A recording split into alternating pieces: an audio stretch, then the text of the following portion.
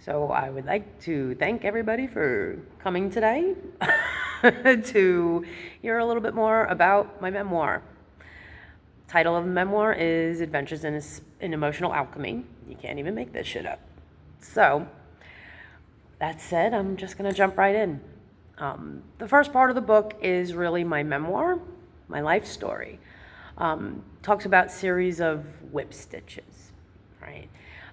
Which are life experiences that created points of learning and awareness from lessons that came my way to, move a little forward, then a little bit more backward, and then a little more forward, just so that I could progress and choose differently and more intentionally, lesson by lesson. So in the very beginning, I talk a little bit about my understanding of everything through my family and the different generations that I come from. They lived through a lot of hardships, through multiple eras, and so I'm just actually going to read a little bit from the book. So I guess it makes sense to start at the very beginning. I am a female, youngest of 2 children, born in the 1970s in New York, to a couple who both had troubled childhoods, with various forms of neglect and abuse. Having been raised by generations of grandparents from Eastern and Western European exoduses, escaping persecution, escaping eugenics, and their parents who survived the Great Depression. I come from stalwart stock indeed. My parents did their best to try to raise us, but they kind of got stuck in the 60s with all of its better living through chemistry flourishes. And in those times, children were to be seen and not heard. My household was one of extremes, either extreme silence and emotional neglect or moments of physical discipline, fault finding, mixed messages, repetitive criticism. This was what my parents were given in their environment, and each generation did the best they could with what they had in regard to knowledge and resources. Praise was a rare yet coveted occurrence in those times, and I understand better why that was the case now. So, a little context. So then I kind of talk a little bit more about the relationships I had with my family of origin, my mom, my dad, my brother, and my understanding of each of their respective experiences and trauma, and more importantly, the interpretations that I got from those, which in large part was, as far as my mom, she was very fearful. As far as my dad, he was very aloof by himself, so he kind of gave me the feeling that I wasn't worthy of attention. And so that led me to seek approval and seek attention in my earlier experiences in relationships, sometimes through unhelpful measures. My mom really projected a lot of her insecurity onto me, and I think she resented that I wasn't about that and that I would set boundaries and I would do things my way, whether she was okay with that or not. And as far as my brother, I idolized him. I sometimes, really looked up to him despite the fact that he was not the best role model. So I then kind of really weave in how the dynamics really evolved in my family and, how each of us had our own way of dealing with conflict or dealing with communication. Fight, flight, freeze, and fawn. Each of us had our own proverbial weapon. So I then kind of talk a little bit more about some of the harder experiences that I lived through, some traumatic experiences, considering that I came from a household that was a lot about emotional abuse and emotional neglect. I was bullied in school. When I was in my early teens, I had a near-miss sexual assault from one of my brother's friends. And I also learned that through that, my brother was not going to fight my battles for me, was not going to defend me. So I kind of learned another lesson there. And so I then kind of, there's Angie. I then kind of flow into a little bit, into the parable of the thunderbolt versus the drizzle. So when I kind of talk to my clients about unhealthy versus healthy relationships, that's the story I tell. So on first inspection, when somebody meets somebody who is a thunderbolt, on that first meeting, it is powerful. It is magnetic, loud, stormy, very tumultuous. Almost like a tractor beam is pulling you toward that person. And the why the tractor beam is insert your familiar dysfunction here, whether that's emotional abuse, emotional neglect, physical neglect, sexual abuse. And yeah, usually those don't last very long. Usually they tend to be kind of like flash in the pan. And so should somebody who is used to a thunderbolt eventually do some healing, then if they were to encounter somebody more in the drizzle category, what usually happens is when you first see them, you could care less. You really wouldn't give them the time of day. They seem like meh, kind of boring, right? Why? Because there's no deja vu, there's no ring of the familiar, right, when you encounter them. And even though it's meh, if you gave that person the time of day, what usually would ensue is gentle, gradual, cleansing, a lot more healthy. So that is the thunderbolt versus drizzle. I then talk a little bit more in the book about my maternal grandmother. She really was the inspiring force behind me writing this in the first place. So she was very, I guess, excited when I came along because I was her only granddaughter. We had 3 boys. My mom had one more boy, and my aunt had 2 boys, and I was like the little one who she got to do things like makeup and jewelry and shiny things and all of that. So, but what I definitely learned a lot from her was that giving to others, being kind, being generous was wonderful, was admirable. But often she would not stop for a moment and actually sit and enjoy what she had created. She would go around her kitchen and around the dining room like a chicken with her head cut off and serve and serve and serve, and everyone is loving what she's serving, but she didn't sit down to have a hot meal herself. So what I learned from her is it's great to fill other people's cups, but you have to fill your own too, or it just doesn't work. And then it never will, right? Okay, so then I talk a little bit more about how I found some connection and happiness through being a part of performing.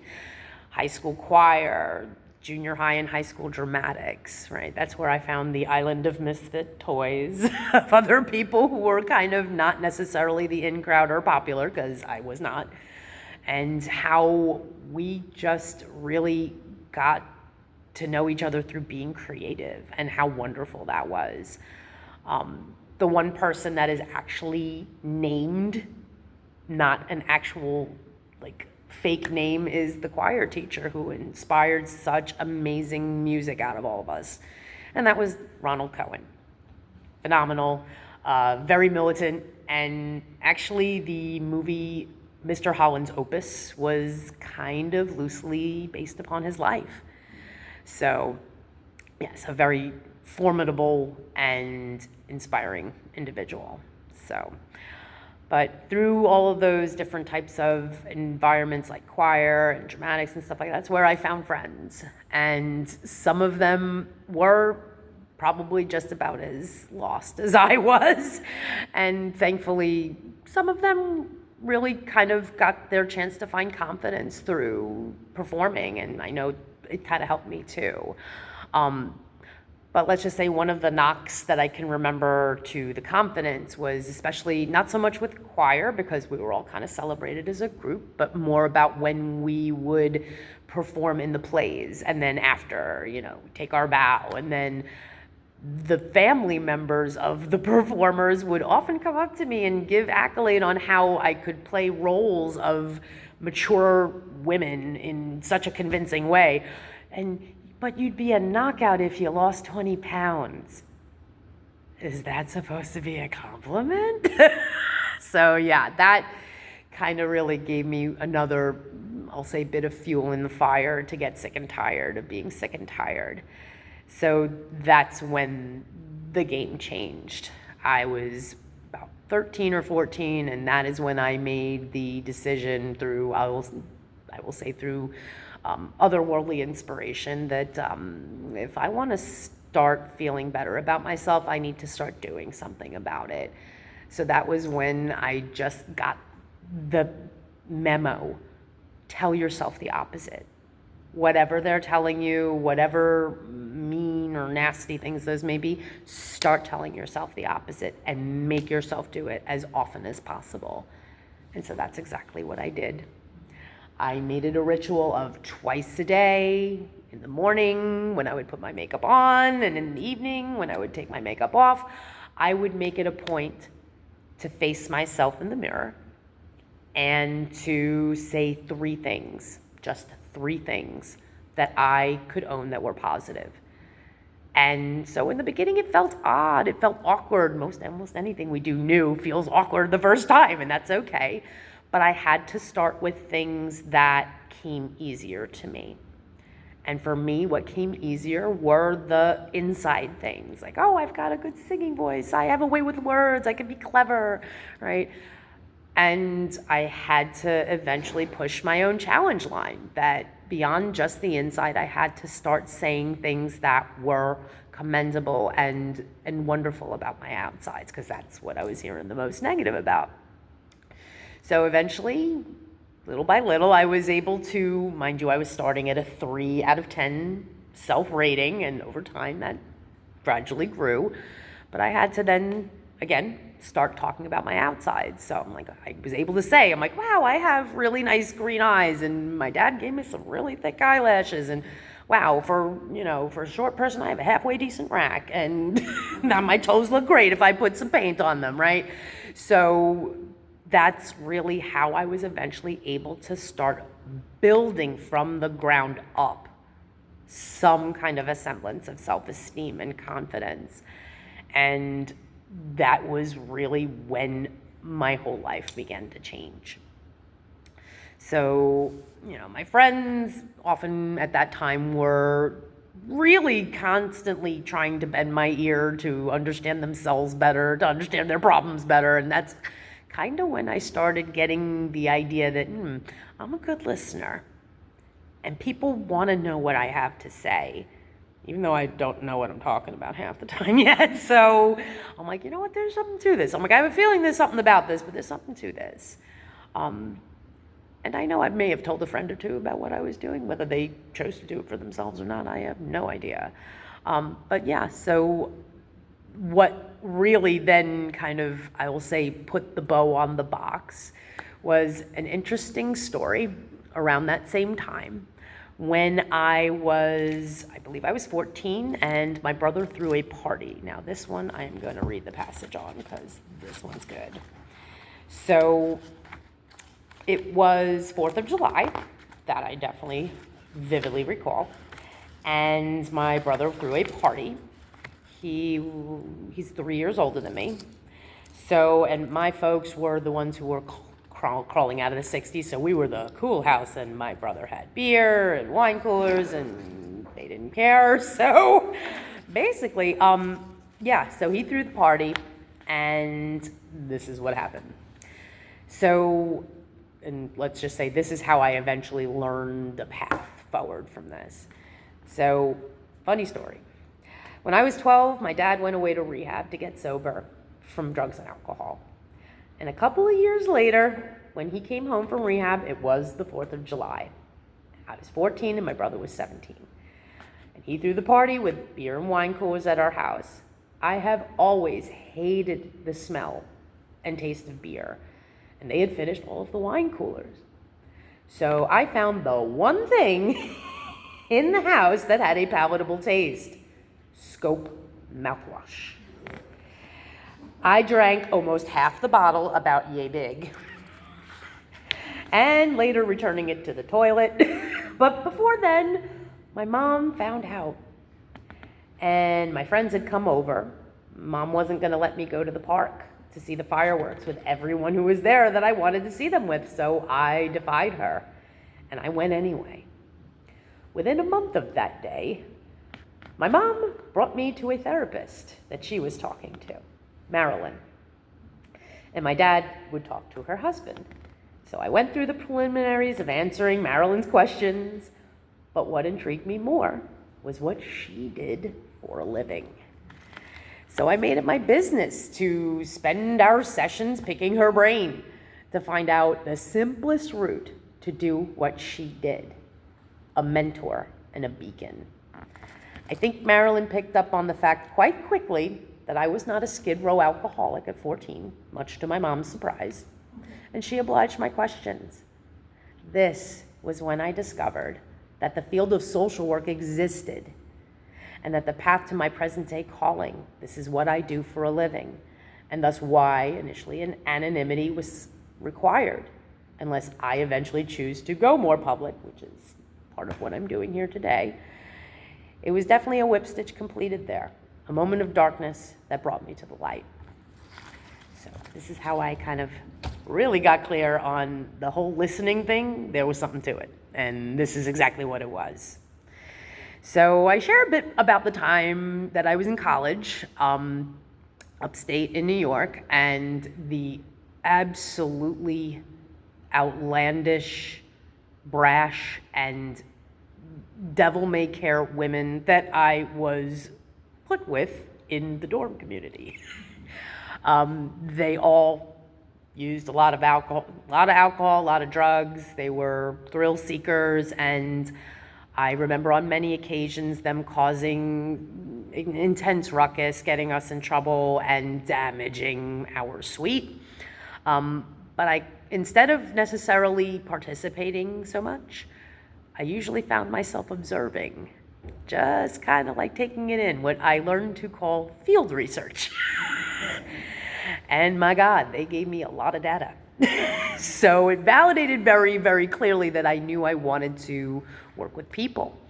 And initially, I had the very strong inclination that really what I wanted to do was to help people with drug and alcohol problems, because my family is littered with it. And I thought maybe if I understood it better, I could actually get ahead of it.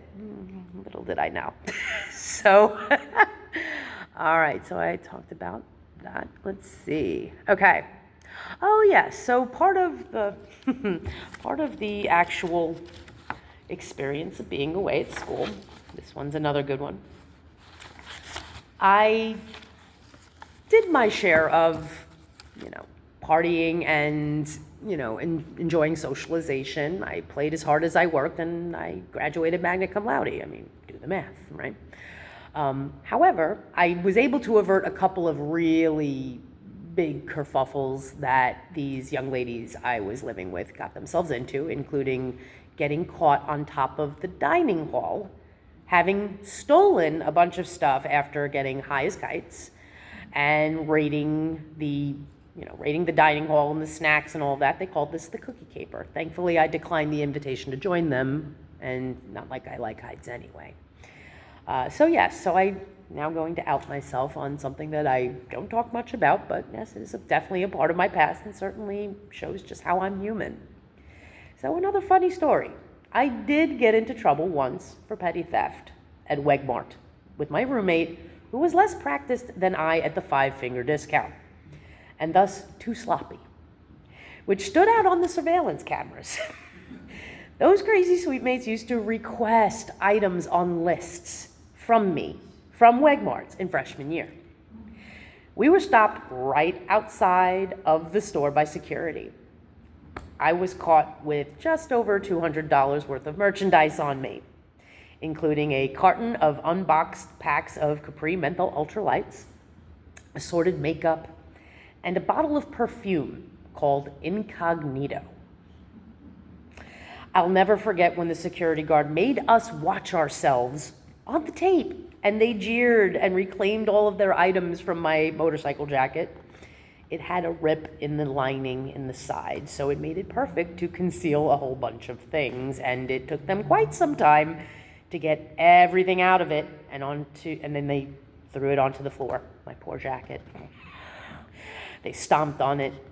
The security guard found the perfume and said, incognito. Well, I guess now it's incarcerated. I turned white with fear, having never been caught before. My dad's lawyer eventually got this argued down as a youthful offender ACOD, which later came off my record. And here I am, putting that out there. I'm just illustrating we can all evolve and change. I am far from perfect. But after that, I learned to keep my nose clean, and I finished university early in winter of '95 and got the hell out of town. For anyone who remembers the Twilight Zone, Rod Serling was born and bred in the town I was going to school in. And by far it was the oddest place I have ever been to or ever lived. Another arduous whip stitch completed. So yes, kind of putting my humanity out there for all to hear and all to read and all to see. So then I talk a little more on the next phase of life, which was being done with school and getting into the work world. And man, that was an adventure from the very start. So the first places I worked were not where I was meant to be. My first job was working with the very severely developmentally delayed. These were not people who were eligible for therapy. I had a caseload of maybe 80 people, and about 5 of them could handle therapy because many were nonverbal. For most of the clients I was working with, their annual goal was to visually track an object for 30 seconds. So I created a women's group, which I thought was at least a place to start, and I taught them about making themselves pretty and brushing their hair and, doing their nails and things like that. Hopefully they carried that on, I have no idea. But I would say the pivot point was not my first job nor my second. My second was where I realized from actual life experience that working in the field of substance abuse was not the move. Not the move. I lasted there maybe about 2 months before my adult child of alcoholics issues were literally having me, the deer in the headlights. And I let them know that I think this is going to pose a problem. And thankfully, I had a very, very compassionate supervisor who gave me the best advice of my entire career. Do your 90 and 90, go to Al-Anon. And I did, and I learned. And I recognized that, no, I can't cause, I can't cure, I can't control anybody's use. And that wasn't my place. And it also showed me that that was not the fit as far as a population to work with and serve. So at that time, I was kind of low. I took a break from the field, and I was doing stuff I was really not suited for, kind of overqualified for. And I was medical assistant in a physical therapy practice, and this was not a good fit. And around that time, I was dating somebody who was really a lead sinker around my neck, very not supportive. And thankfully, it was through that experience that I met my now husband. And through meeting my husband and his family, I received the support I needed to pick myself up, dust myself off, and try this all over again. And so by that time, very briefly into our time dating, his mom asked me to move in. And so I'm like, absolutely sure, let's do that. So that was when I started getting my feet back under me again. And that was when I started actually getting the courage back up to start looking for jobs I was qualified for in social work. And here's the ironic part.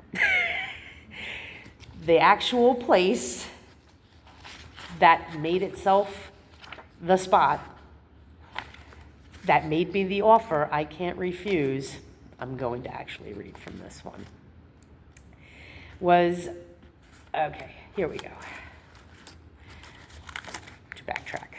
So at the urging of my now mother-in-law, who whisked me up and had me move in with my now husband and his family after only a month of dating her son, I applied again for social work relevant jobs. It was the year 2000. Wow, 25 years ago.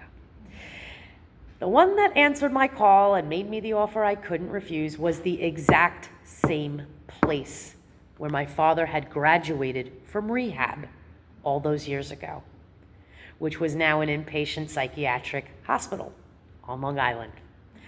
I know, you can't even make this shit up, right? So talk about closing a whip stitch. The role was for a pediatric and adolescent inpatient psychiatric social worker. It was fast-paced, it was rough and tumble at times, and I cut my teeth fast.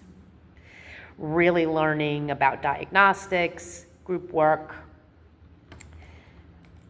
individual work, how to assess mental status, and discharge planning, brief family work.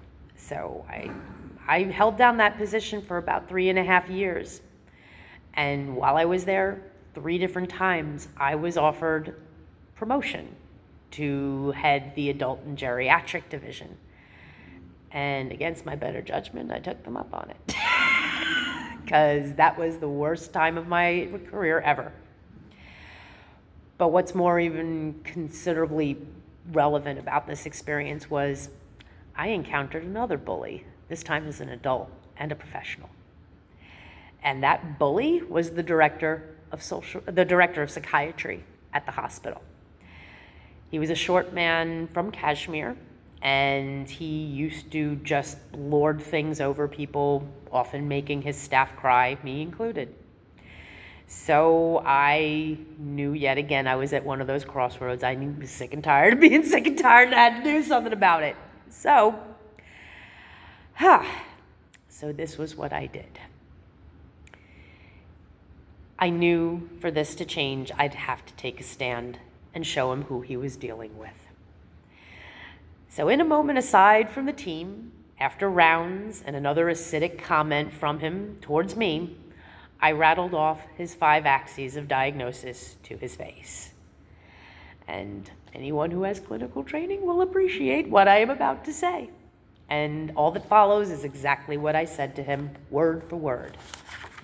Axis 1, ADHD combined type. Rule out intermittent explosive disorder, possibly some PTSD from a stern Kashmiri upbringing. Axis 2, narcissistic personality disorder. Axis 3, you seem to be in good overall health, unless there's something you're not letting on about. Axis 4, you run a psychiatric hospital, so you're good on education. And social environment's probably hectic. Maybe some primary support stressors. And Axis 5, all that said, I'll put your gaff at an 80. He was silent for a moment, pensive, pleasantly surprised. And from that moment on, I gained his trust, respect, and collaboration, and esteem. And for that lesson and victory too, I am grateful. To this day, 25 years later, that man will still vouch for and assist with anything that I need. Another whip stitch completed. Standing up for myself and standing my ground needed to happen when the situation warranted. So I do detail a couple of other jobs that I had had, and some of which brought me to the very needed conclusion that working in management, being a leader with the title, was not a good fit for me. And in fact, as I had said, I on third offering took the promotion to adult and geriatric social work.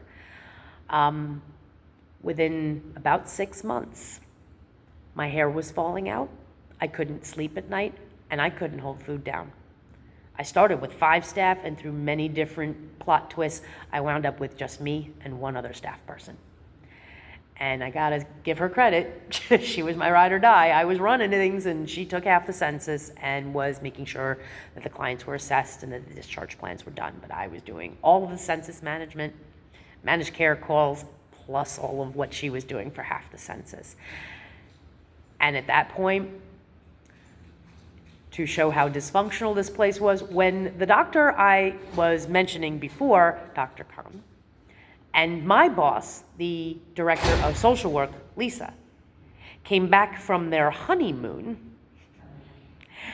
This was the point where I'm like, yeah, it's either the job or me, and I'm choosing me. So I decided to have my resignation letter ready and say thank you and congratulations on your nuptials. Here's my 1 month's notice. So it was the job or me, and I chose me, and I'm so grateful I chose me. So that was strike one with taking a leadership position, and there were 2 others that just really showed me that was not for me, and that's okay.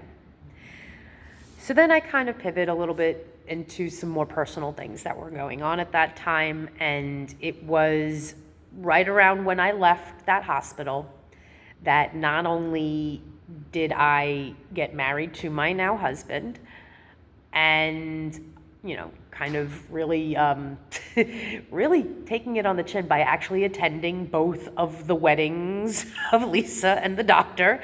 One was Kashmiri and one was a Catholic ceremony. Lovely ceremonies. They actually were, quite nice, and they wished us well on our nuptials. But that was also around the time, a year later, that my maternal grandmother passed.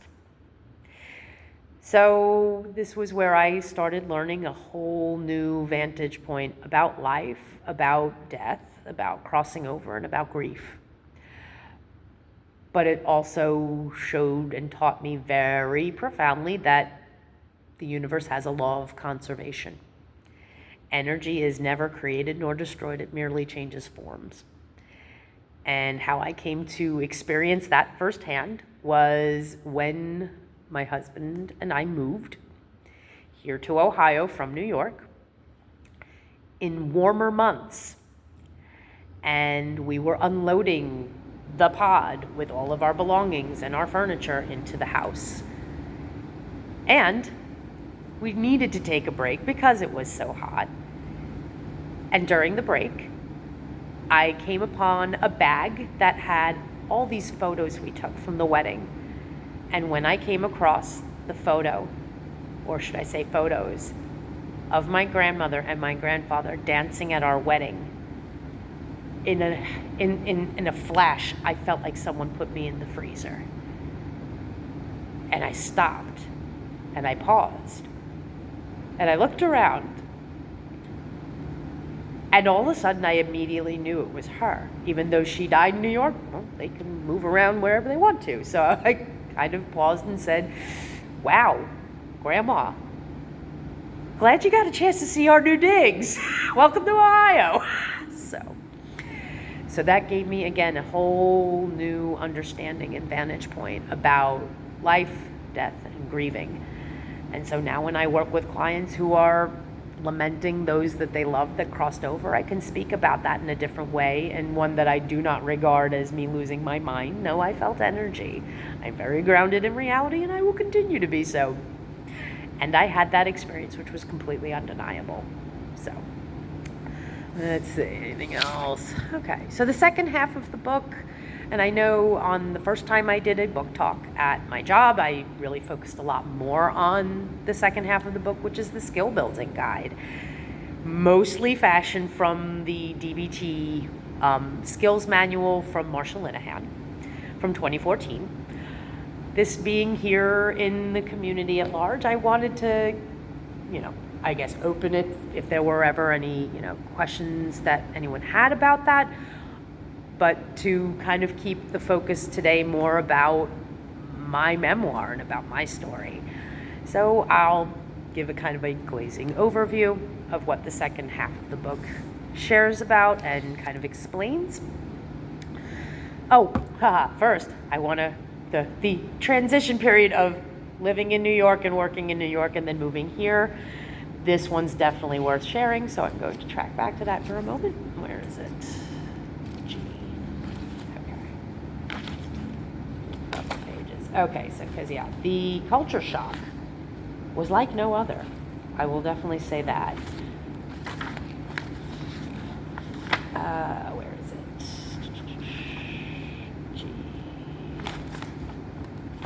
G2.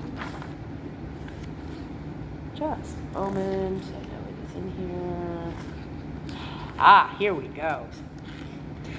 When I moved from New York to the Midwest, I understandably had some residual can't trust it mentality.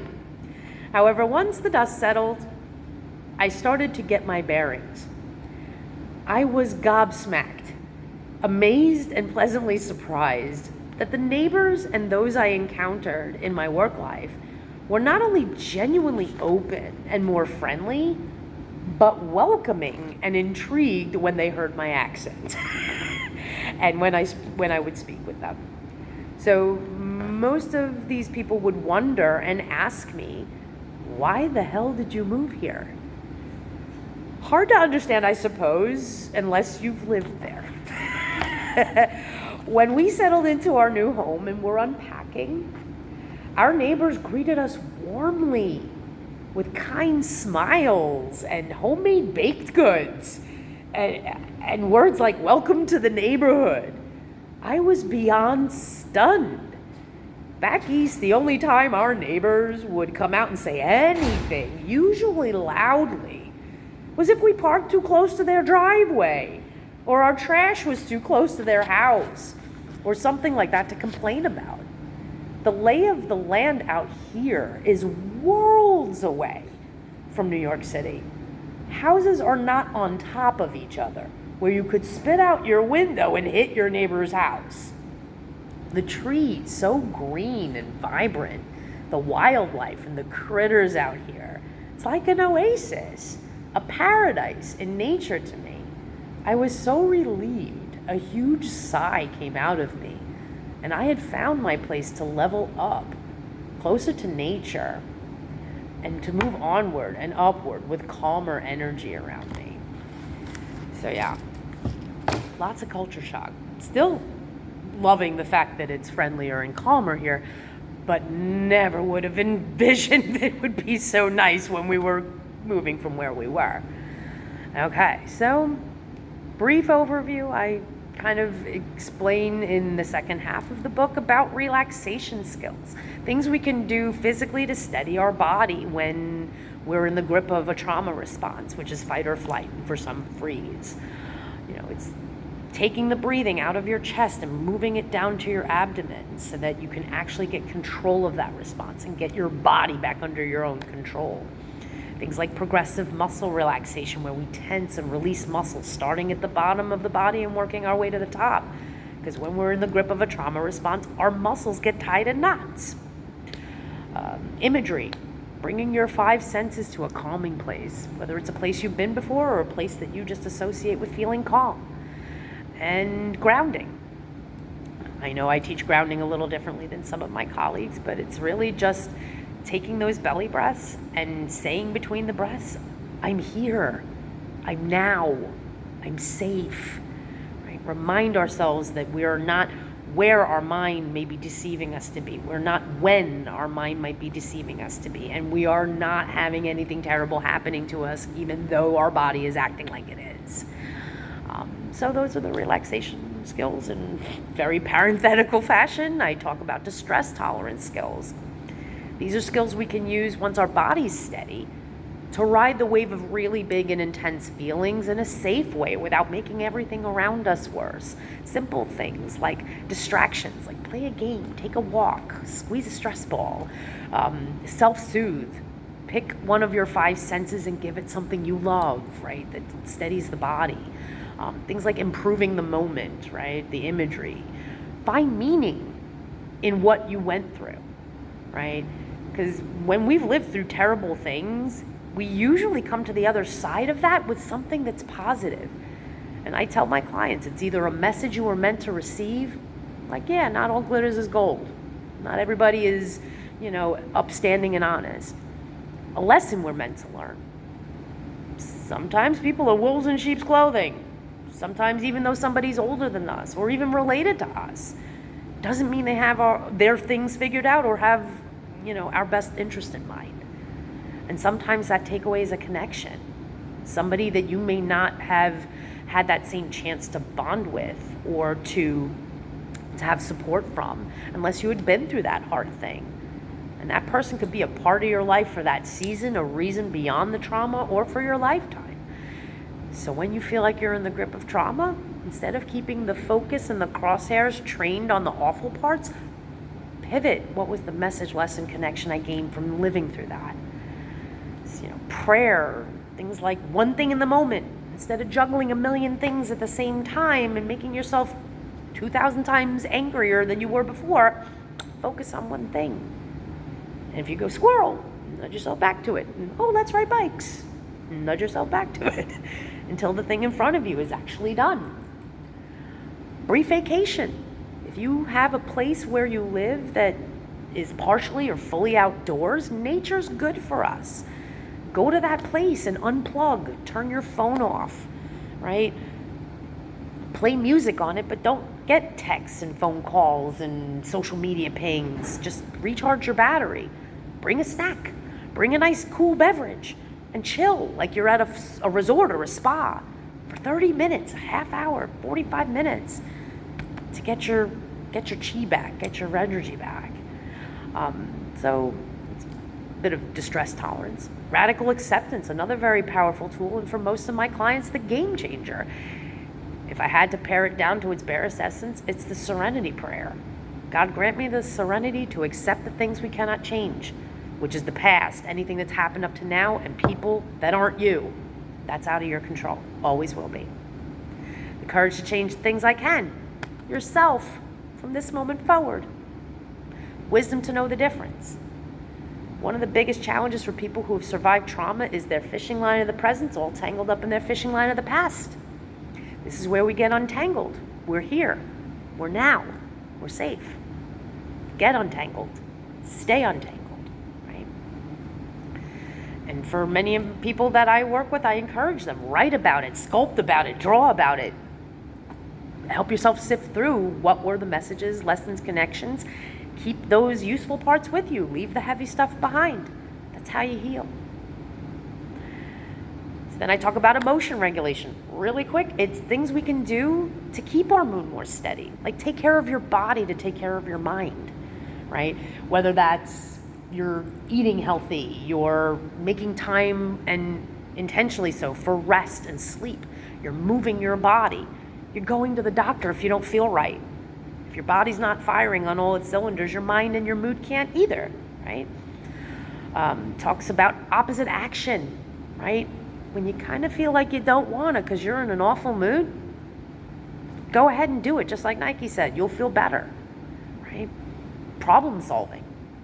It's also a tool of emotion regulation. Sleep hygiene, things we can do to get better quality sleep. Or things we can do if we're up in the middle of the night and we're calm, or up in the middle of the night and we're anxious, to get sleep. Things like nightmare protocol. Many of the people I work with suffer from nightmares. Nightmare protocol shows us that if you steady your body first, and then you confront what that dream content's about, you write out this, I don't dig this, I hate this version, and then once you know what all of that involves, you flip the script on its ear. You re-script the content, so that no matter what, you're changing that plot before anything bad happens to you or anything bad happens to anyone you care about in that dream. You can go the route of vengeance, you can go the route of I'm so fast they couldn't catch me, or I'm just gonna fancy footwork talk my way through this so nothing bad happens to me. But you re-script it so that no matter what, at the end of that new storyline, you feel empowered, you feel peaceful, and you envision yourself in your new storyline before you go to bed. And then after you wake up, so you take the old storyline out and you're replacing it with your new one. Then I teach people about interpersonal effectiveness. These are things that we can do once we're calmer and steadier so we can be assertive in our relationships, as opposed to letting other people walk all over us like doormats, or being the bull in the china shop and running over other people. We're standing our ground. We're just not knocking people out or letting others knock us out. That's all. And then I talk about mindfulness. Mindfulness is keep your head over your butt. Stay in the present so that you can actually focus on what's in front of you right now. Because if you're waiting and walking down memory lane, you already know a bunch of messed up things happened to you. That's staying stuck. If you're walking too too far down the path into the future, you're assuming much more negative things are going to happen. Keep your head over your butt. That's where peace of mind can actually be found and kept. So then I talk about a couple of things that are not DBT. Things like red pen letters, right? Red pen letters are medicine for the soul. If you are carrying a grudge or you are carrying resentment towards someone who is alive or not, you go both barrels blazing, writing it to the person in question. You don't send it to the person in question because you don't filter it. Be as nasty as you need to be, like you just got charcoal at the hospital because you ate something toxic, until there's nothing left coming out. And then you destroy it. Burn it safely in a fireplace. Bury it in the ground. Send it in a helium balloon. Throw it through a shredder. Right? Release yourself from it.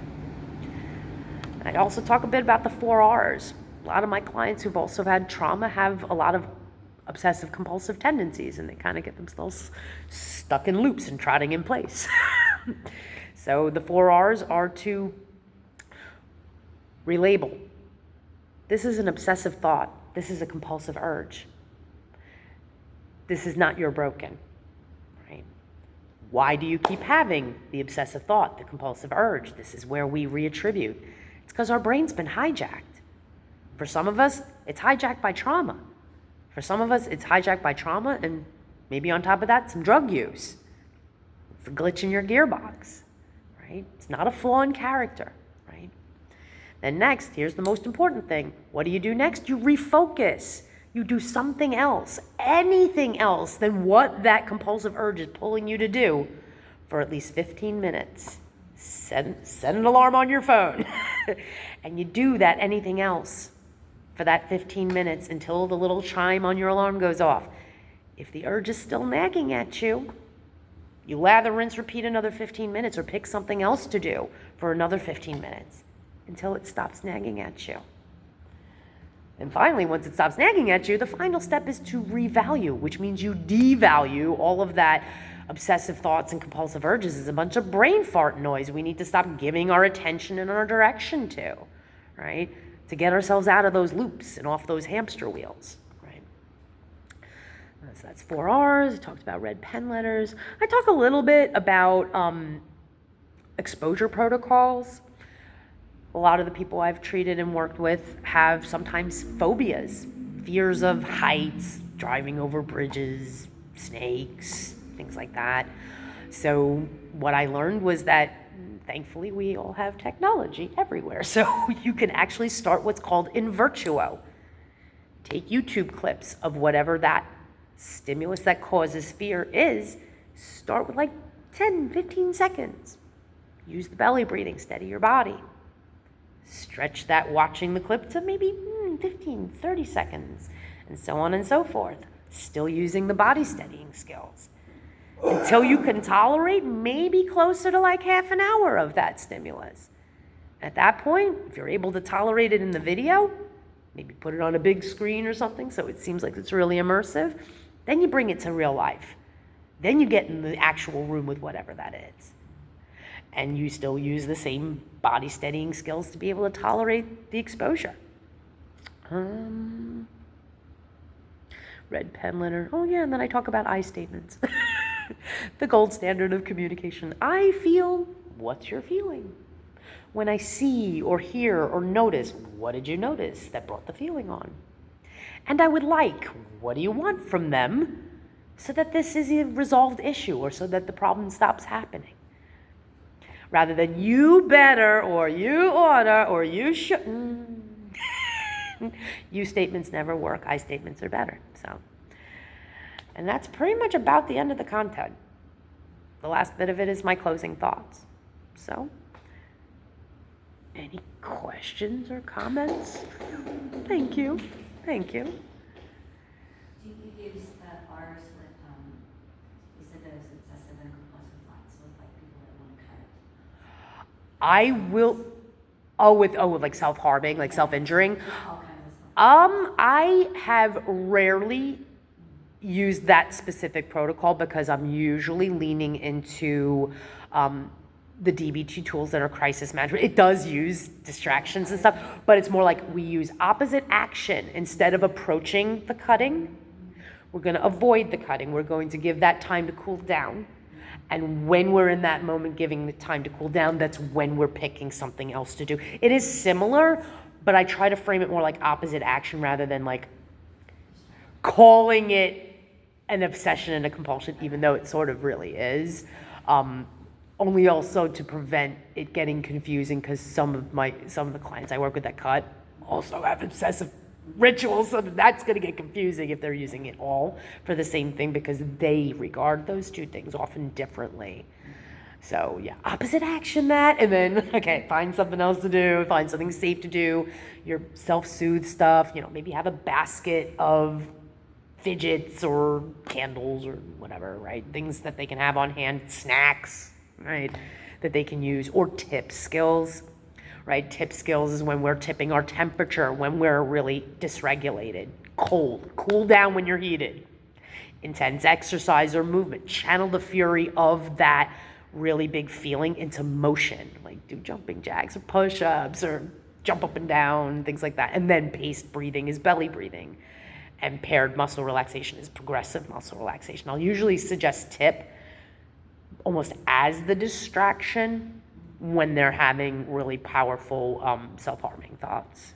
That's a really good question, though. But yeah, I deal with quite a few people who have those kinds of compulsive urges. Okay. Okay. Well, thank you. I'm gonna hit stop.